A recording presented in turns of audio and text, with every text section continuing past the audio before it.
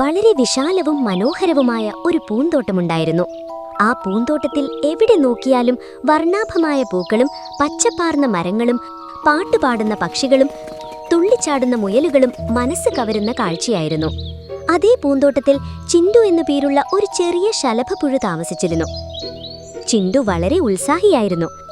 പക്ഷെ അവൻ ഒട്ടും ക്ഷമയുണ്ടായിരുന്നില്ല.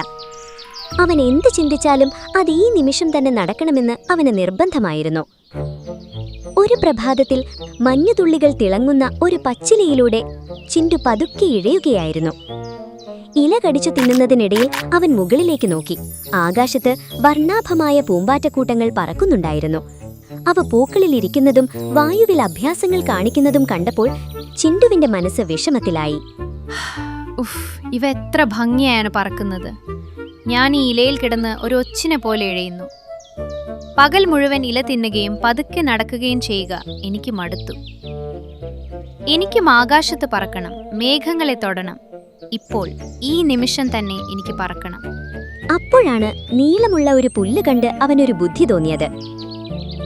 ചിണ്ടുവിന് ഒട്ടും ക്ഷമയില്ലായിരുന്നു. അതുകൊണ്ട് പറക്കാൻ വേണ്ടി അവൻ വിചിത്രമായ പരീക്ഷണങ്ങൾ തുടങ്ങി. ആദ്യം അവനൊരു നീളമുള്ള ഒരു പുൽത്തകിടിക്ക് മുകളിൽ കയറി. ശക്തമായ കാറ്റ് വരുമ്പോൾ താൻ അതിനൊപ്പം പറന്നുയരുമെന്ന് അവൻ കരുതി. പെട്ടെന്നൊരു ശക്തമായ കാറ്റ് വീശി. കാറ്റിൽ പുല്ലാഞ്ഞു വീശിയപ്പോൾ ചിണ്ടു ദൂരേക്ക് തെറിച്ചുപോയി. അവൻ ഉരുണ്ടുരുണ്ടി ചെന്ന് വീണത് ഒരു മുള്ളുചെടിക്കുള്ളിലായിരുന്നു. പിന്നീട് അവൻ ഒരു സൂര്യകാന്തിപ്പൂവിന് മുകളിൽ കയറി. താഴേക്ക് നോക്കിയപ്പോൾ അവന് നല്ല പേടി തോന്നി. എങ്കിലും പറക്കാനുള്ള ആഗ്രഹത്താൽ അവൻ കണ്ണുകൾ ഇറുക്കിയടച്ചു. തനിക്ക് ചിറകുകളുണ്ടെന്ന് സങ്കൽപ്പിച്ച് അവൻ വായുവിലേക്ക് എടുത്തു ചാടി. പക്ഷെ ചിറകുകളില്ലാതെ എങ്ങനെ പറക്കാനാണ്? അവൻ കരഞ്ഞുകൊണ്ട് നേരെ താഴെ ചളിയിലേക്ക് വീണു. അവന്റെ ശരീരം മുഴുവൻ ചളിയായി. തളർന്നുപോയ അവൻ ചളിയിൽ നിന്ന് പുറത്തു വന്നു. എങ്കിലും അവന് ബുദ്ധി തോന്നിയില്ല. ഇത്തവണ അവനൊരു മരക്കൊമ്പിൽ കയറി. അവിടെ വീണുകിടന്ന 2 വലിയ ഇലകൾ എടുത്തു. ചിലന്തി വലയുടെ നൂലുകൾ കൊണ്ട് ആ ഇലകൾ തന്റെ പുറത്ത് മുറുക്കി കെട്ടി. ഞാൻ പറക്കുകയാണ്. ഇങ്ങനെ പറഞ്ഞുകൊണ്ട് അവൻ പറക്കാൻ ശ്രമിച്ചു. പക്ഷേ ഇലകളുടെ ഭാരം കാരണം അവന് മുന്നോട്ട് നീങ്ങാനായില്ല. ധബീന്ന് അവൻ താഴെ വീണു. മുള്ളുകളിൽ വീണതുകൊണ്ട് ചിണ്ടുവിന്റെ ശരീരത്തിൽ പോറലുകളേറ്റു. തലയിലൊരു ഉണങ്ങിയ ഇല ഹെൽമറ്റ് പോലെ ഒട്ടിപ്പിടിച്ചിരുന്നു. ശരീരത്തിൽ ചിലന്തി വലകൾ ചുറ്റിക്കിടന്നിരുന്നു, കൂടെ ചളിയും. അവൻ മുഖം വീർപ്പിച്ച് വേദനയോടെ പതുക്കെ ചെടിക്കിടയിൽ നിന്ന് പുറത്തു വന്നു. അപ്പോഴാണ് ടിങ്കുമുയൽ ഒരു ക്യാരറ്റ് കടിച്ചുകൊണ്ട് അവിടേക്ക് വന്നത്. ചിണ്ടുവിന്റെ ഈ കോലം കണ്ടതും ടിങ്കുവിന് ചിരിയടക്കാനായില്ല. അവൻ വായിന്ന് ക്യാരറ്റ് താഴെയിട്ട് വയറ് നിറയെ ചിരിക്കാൻ തുടങ്ങി. ഓയ് ചിണ്ടു, ഇതെന്തൊരു കോലമാണിത്? ശരീരത്തിൽ എന്തിനായി ചിലന്തി വലകൾ ചുറ്റിയിരിക്കുന്നത്? നീ നിന്നെ സ്പൈഡർമാൻ എന്നാണോ വിചാരിച്ചിരിക്കുന്നത്? ചിണ്ടുവിന് ഒരു വശത്ത് ശരീരവേദന, മറുവശത്ത് ടിങ്കുവിന്റെ പരിഹാസം. അവന് നല്ല ദേഷ്യം വന്നു. അവൻ മുഖം വീർപ്പിച്ച് തലയിലെ ഇല വലിച്ചെറിഞ്ഞു. ചിരിക്കല്ലേ, ഞാൻ വീണതല്ല, ഞാൻ മനഃപൂർവ്വം ചാടിയതാ. ഇതെന്റെ സൂപ്പർ ഹീറോ ലാൻഡിംഗ് ആയിരുന്നു. ആ പൂമ്പാറ്റകളെ പോലെ ഞാനും വായുവിൽ അഭ്യാസങ്ങൾ കാണിക്കാൻ പോവുകയാണ്. നാളെ നോക്കിക്കോ, ഞാൻ സൂപ്പർമാനെ പോലെ ആകാശത്ത് പറക്കും. ഇത് കേട്ടപ്പോൾ ടിങ്കു വീണ്ടും ഉറക്കെ ചിരിച്ചു. ഓഹോ, സൂപ്പർമാനോ? നിന്റെ കയ്യിൽ പറക്കാൻ ചിറകുകൾ പോലും ഇല്ലല്ലോ. ബാറ്റ്മാനെ പോലെ ഇടാൻ കറുത്ത തുണിയുമില്ല. കൈപ്പയ്ക്ക പോലത്തെ ശരീരത്തിൽ കുറേ കാലുകളുണ്ട്, പക്ഷെ ഒരു ചിറക് പോലുമില്ല. നീങ്ങാൻ വയ്യാത്ത നീ പറന്നാൽ ആകാശത്തെ കാക്കകൾ പോലും പേടിച്ചു താഴെ വീഴും. ചിരിച്ചോ? നിങ്ങൾക്ക് എന്റെ കഴിവിനെ കുറിച്ചറിയില്ല. നാളെ ഞാൻ അയൺമാനെ പോലെ റോക്കറ്റ് വേഗതയിൽ പറക്കുമ്പോൾ നിങ്ങൾ താഴെ നിന്ന് വാ പൊളിച്ചു നോക്കി നിൽക്കും. എന്നിട്ട് എന്റെ അടുത്ത് ഓടി വന്ന് പറയും, ചിണ്ടുബായ് പ്ലീസ് ഒരു സെൽഫി തരുമോ എന്ന്. ശരി ശരി, ചാലിമാൻ ആദ്യം പോയി മുഖം കഴുകും. ആകാശത്ത് പറക്കുന്നതിന് മുൻപ് മണ്ണിലിടയാൻ മറക്കണ്ട. നാളെ നിന്റെ സെൽഫിക്കായി ഞാൻ കാത്തിരിക്കാം. ബൈ. ഇത്രയും പറഞ്ഞ് ടിങ്കു ചിരിച്ചുകൊണ്ട് അവിടെ നിന്ന് പോയി. ചിണ്ടുവിന് വലിയ വിഷമം തോന്നി. എല്ലാവരും തന്നെ കളിയാക്കുന്നു എന്ന് പറഞ്ഞ് അവൻ കരയാൻ തുടങ്ങി. അപ്പോഴാണ് വഴിയിൽ ഒരു അത്ഭുത പ്രകാശം കണ്ടത്. ചിണ്ടു കൗതുകത്തോടെ ആ പൂവിനടുത്ത് ചെന്ന് അതിൽ തൊട്ടു. പെട്ടെന്ന് ആ പ്രദേശം മുഴുവൻ പ്രകാശപൂരിതമായി. ഓ മാന്ത്രിക പൂവേ, നിനക്ക് എന്ത് വേണമെങ്കിലും ചെയ്യാൻ കഴിയുമല്ലോ. ദയവായി എനിക്ക് ഇപ്പോൾ തന്നെ 2 സുന്ദരമായ ചിറകുകൾ തരൂ.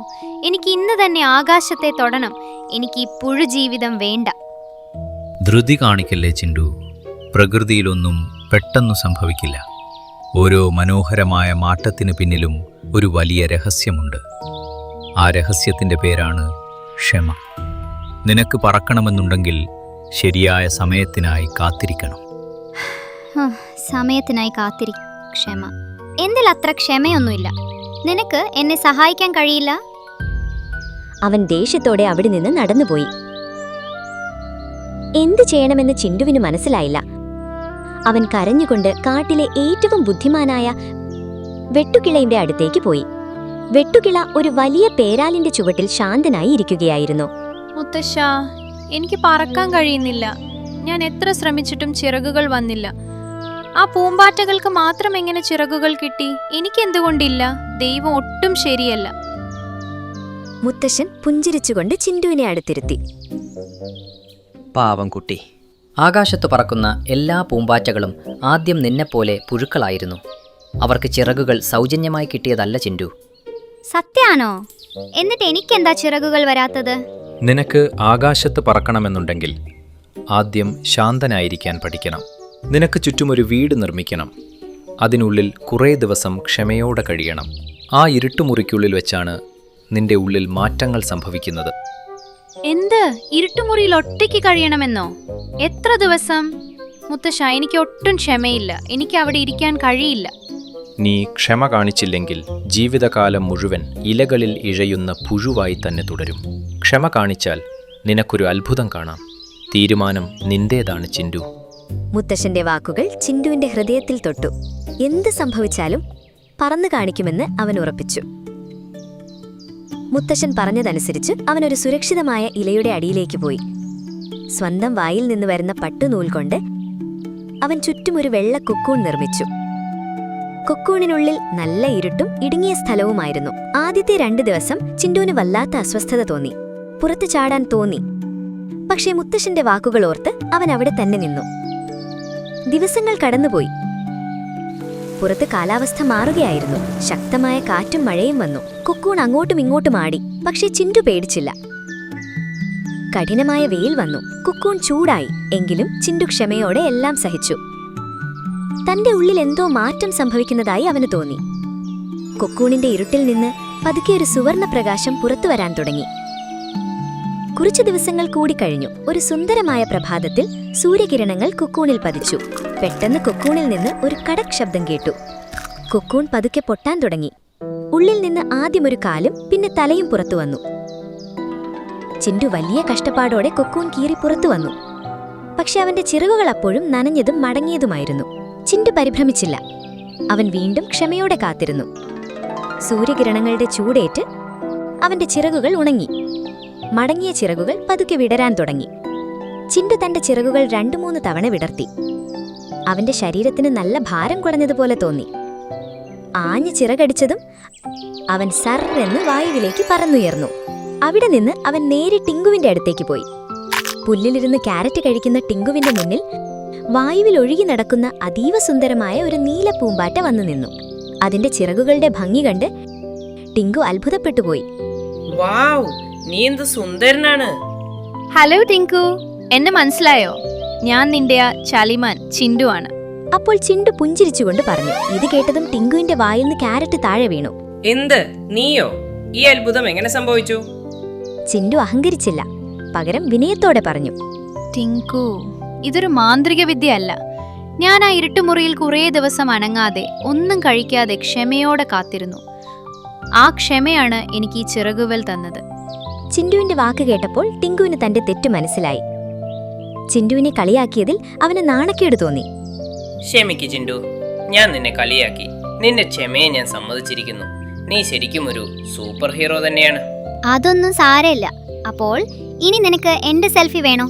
ചിണ്ടു തമാശയായി കണ്ണു ചിമ്മിക്കൊണ്ട് പറഞ്ഞു. 2 പേരും ഉറക്കെ ചിരിച്ചു. ചിണ്ടു സന്തോഷത്തോടെ ആകാശത്തേക്ക് പറന്നുയർന്നു. അവന്റെ സന്തോഷത്തിന് അതിരുകളില്ലായിരുന്നു. അവൻ ഒരു പൂവിൽ നിന്ന് മറ്റൊരു പൂവിലേക്ക് പറന്നിരുന്നു.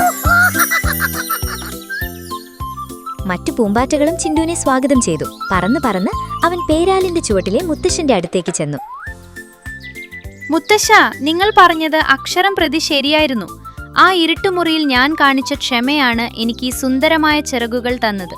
ഞാൻ ധൃതി കാണിച്ചിരുന്നെങ്കിൽ എനിക്ക് ഒരിക്കലും പൂമ്പാറ്റയാകാൻ കഴിയില്ലായിരുന്നു.